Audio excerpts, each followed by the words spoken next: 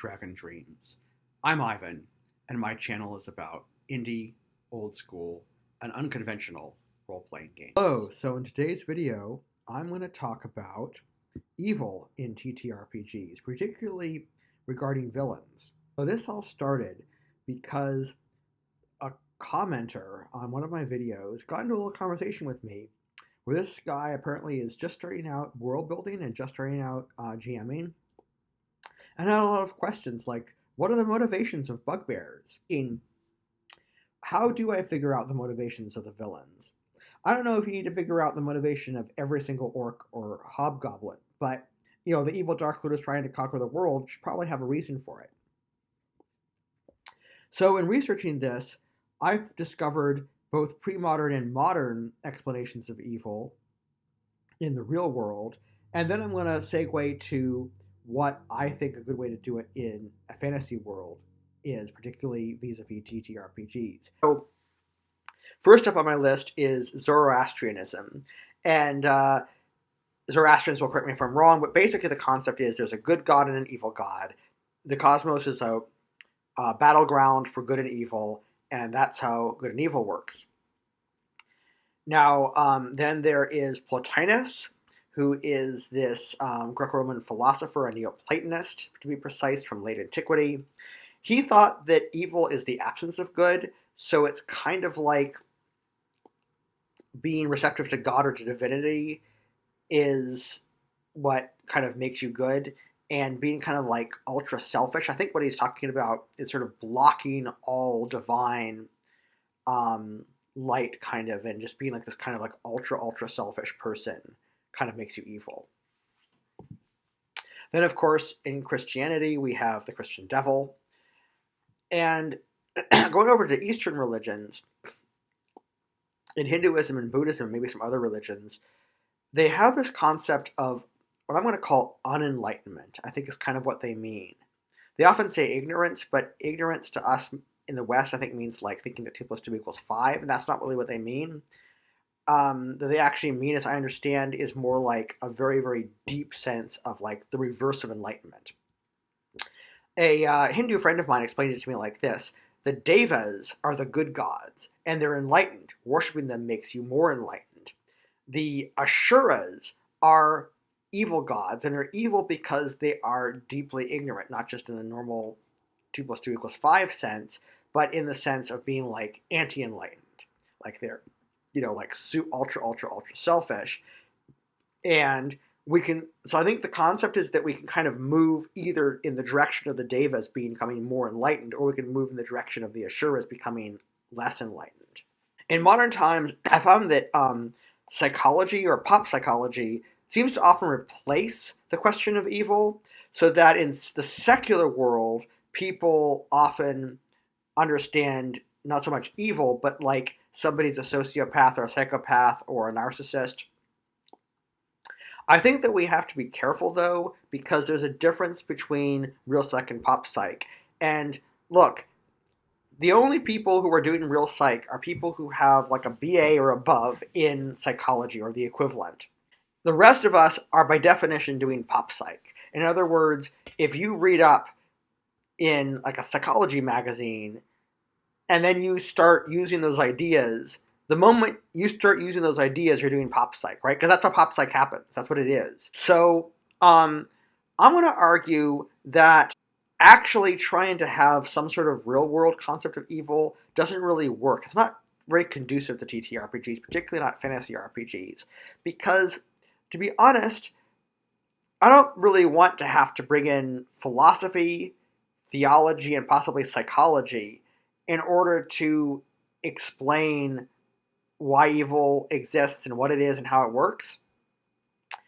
I think it's an interesting topic personally, philosophically, but it's an interest that's very different from my gaming hobby. I think what's much better is to come up with a pretty simple system that people can relate to.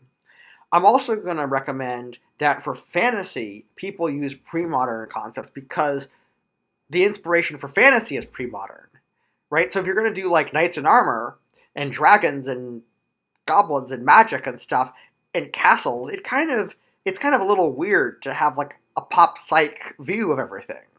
In that spirit, I'm going to bring in something that I think is a pretty easy way to make your villains interesting and have interesting motivations without needing a PhD. Suggestion is that you come up with a list of sins behind the scenes, a la the 7 deadly sins. You could even use the 7 deadly sins themselves.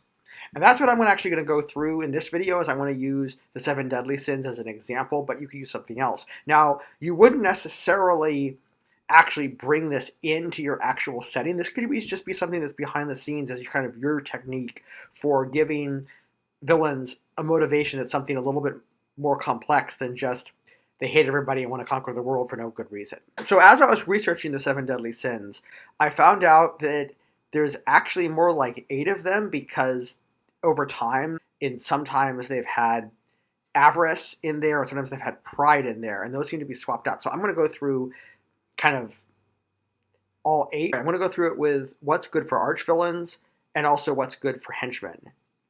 Okay, so starting out with avarice. Avarice is kind of like your most generic, quintessential villain motivation. It basically means power hungry. And so that would certainly be like what Sauron was in Lord of the Rings. And Lord of the Rings has influenced so much fantasy that that's going to be a very familiar one. The good thing about it for both archvillains and henchmen is that it's a very good motivator for them. The caveat there is that it might be overdone. So it might be kind of like, maybe it came in a little bit generic and kind of like, yeah, we've seen this all before. Pride is also a fairly common one. I don't think it's quite as quintessential and overdone as avarice, so it may benefit from a little tiny bit less of being overdone, but it's still kind of a really common one. But it's also a really good one, and I think the ones that are used most often are used because they're good. So pride is arrogance. It's thinking you're better than everybody. So with the archvillain, that would mean that they just think they're better than everybody. They just think they're superior. Now, as a henchman, it's a little more complicated because we're talking about a group mindset. Our group is better than everybody else. And that's got to be what the archvillain is preaching to the henchmen, is we're all so much better. If you do that with the henchmen, you're going to get a kind of Nazi-esque kind of a thing. Now, that might be what you want, might not be what you want. And you might want to talk it over with your group, what sort of tone they want. Like, some people want things to be a little lighter, but that's going to get kind of dark. That brings us to greed. I think greed is a really great one. In fact, what I did in my campaign 2 years ago is I sent the PCs on a treasure hunt, and they were hired by this duke. But what they didn't know is that the duke wanted to get all this money so he could raise an army of mercenaries and conquer the neighboring kingdoms, which they were in, which I think was really neat, because what it means is that even the most greedy characters are going to want to, like, stop the bad guy. Which is really kind of what you want, because I think, you want something that's going to kind of cut across a variety of different PC motivations. And it's sort of just enough different from avarice and pride. I think it's like maybe kind of third on the list of most done, but it's not always the one that's done, and it might be a little bit refreshing if the last 10 campaigns they've been have had avarice as the main motivation for the archvillain. For a henchman, I think it's also a really, really ideal one, because the archvillain could have promised the henchman great wealth. It also makes things interesting for possibilities for what the PCs could do without making it too easy. So the PCs could undermine the henchman's loyalty to the archvillain by making them realize that the archvillain isn't really going to deliver, and also maybe offering to join forces with the henchmen to overthrow the archvillains. Next on my list is envy. It's, in my opinion, not quite really the best one for an archvillain. It could be interesting to mix things up. It has the advantage of being different, but it also has the disadvantage of having some problems, which I want to go into. For a henchman, it could be really good, though. So let me explain why I don't think it's quite so good for an archvillain, although you might want to use it. Which is, you're usually envious against a particular individual, maybe a group.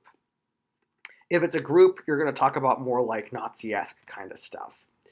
If it's a person, the main problem with that is that if that envy goes away, then there's no motivation for the villain. So let's go through a few scenarios, because you need to be thinking about what your players might do. And that includes thinking about completely off-the-wall things. Because believe me, if you don't think players do completely off-the-wall things you didn't expect, you haven't been GMing long enough. So, one, the PCs might decide to be evil and go ahead and kill the object of envy, or kidnap the object of envy and bring it to the arch-villain. So the real problem with an arch-villain who's envious is, okay, let's say they're the younger brother or sister of the monarch, and they're trying to overthrow the monarch. Well, what happens if some chain of events just inadvertently, the monarch ends up getting killed somehow? Maybe there's a big fight in the throne room.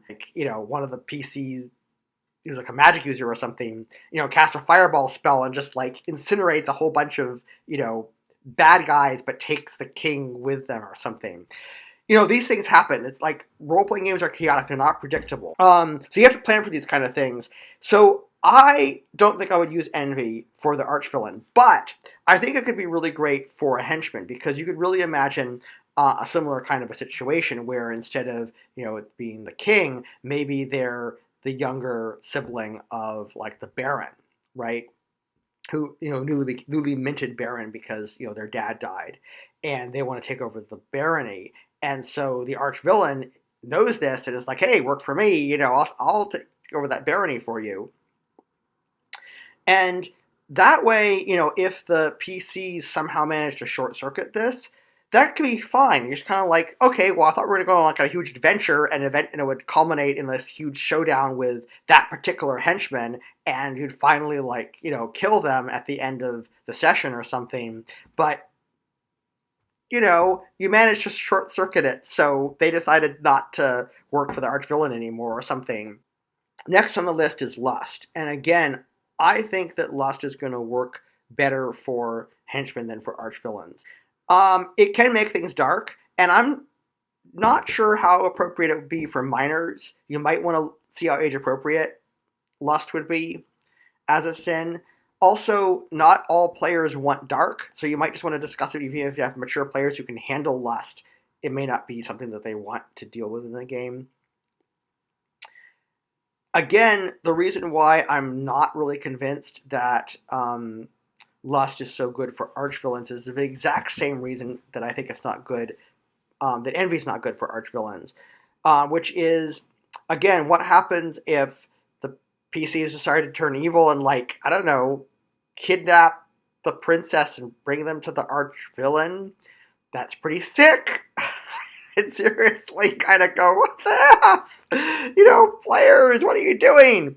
That's effed up. But players might do that. You have to consider those possibilities. But then again, a bigger, more likely scenario is that something happens to, I don't know, Princess Priscilla or whatever, and she's out of the picture, and then what's the villain going to do?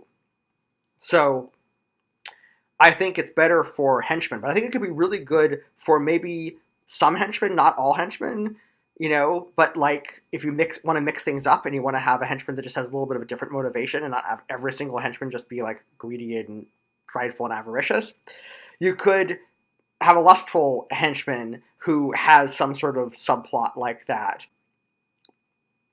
And then that way, if they short circuit, it's not a big deal. It doesn't ruin the whole campaign. It just means they came up with a different way of dealing with that particular henchman, which is, again, great. Then we have wrath. Okay, and wrath is being really angry and hateful, violent, sadistic, maybe even. You might think that this would be good for an arch-villain, but I'm actually not going to recommend it, and here's why. For an arch-villain, it's too vague and generic. It's I don't really find it believable that an arch-villain is just going to, rampage across the world, killing and torturing people, and just because they're wah ha ha, I'm gonna cause pain and suffering throughout the world. Now, for a henchman, I think it's actually kind of perfect because it's almost like the fallback, the default. Like, you want to know what the motivation of the hobgoblin is or the bugbear? That's probably wrath right there. They're just these angry, horrible, nasty, sadistic creatures who serve the archvillain because the archvillain lets them do all their horrible, evil, sadistic things that they want to do because they just hate everything. Okay, then we have gluttony. So gluttony is like, I want to eat lots of candy and pastries and meat pies and meat and stuff like that. And so you can sort of imagine like this big fat slob, just like gorging himself or herself on, like the best meats and pastries and chocolates. Now, I think this is not normally going to make a very good motivation for any serious villain, whether they're archvillains or whether they're henchmen. I think it's going to end up being comedic. I mean, I can't really imagine an evil dark lord wanting to take over the world for candy. And then finally we have sloth. Now, sloth means laziness. And I can't really think of a whole lot of good reasons why sloth would be good as a sin. Particularly not for the archvillain. I mean, why would an archvillain be lazy? It doesn't make any sense, right? Like, it takes work to conquer the world. So they're not going to be lazy. Now, a henchman, maybe. It's going to be a hard sell, though. Like, I wouldn't do it normally. But again, if you wanted to do a comedic, kind of comic relief kind of a thing, where you just want to mix it up and kind of like lighten things up and not make it so dark, I could kind of see, like a lazy henchman. Or if you wanted to have a henchman who's running a slave ring because they don't want to work for themselves. Also kind of like backing up, rewinding and going to gluttony again, it occurs to me there's another way you could use gluttony. If you want gluttony to work and not sound silly, I think here's how you do it. What you want to do is you want to have vampires, ghouls, like they hate corpses, right? Or cannibals. Because that's friggin' scary. Like, this henchman signed up to fight for the archvillain to conquer the world so that they could eat as many humans and elves as they possibly could. That's creepy and grimdark, and you gotta love it. So that kind of gluttony could work. So using these techniques, and again, you could use a different set of sins if you wanted. I think you can make some really interesting archvillains and henchmen that have interesting motivations, that feel real, that feel like something that the players can engage with, and it feels like they're not just fighting these generic villains who want to just do dastardly deeds for no good reason. And I think if you kind of think through, just like I did, how to use them for archvillains versus how to use them for henchmen and what works when, I think that you will be very successful. So good luck making, the most evil possible villains you possibly can. And tell me what you think of in the comments.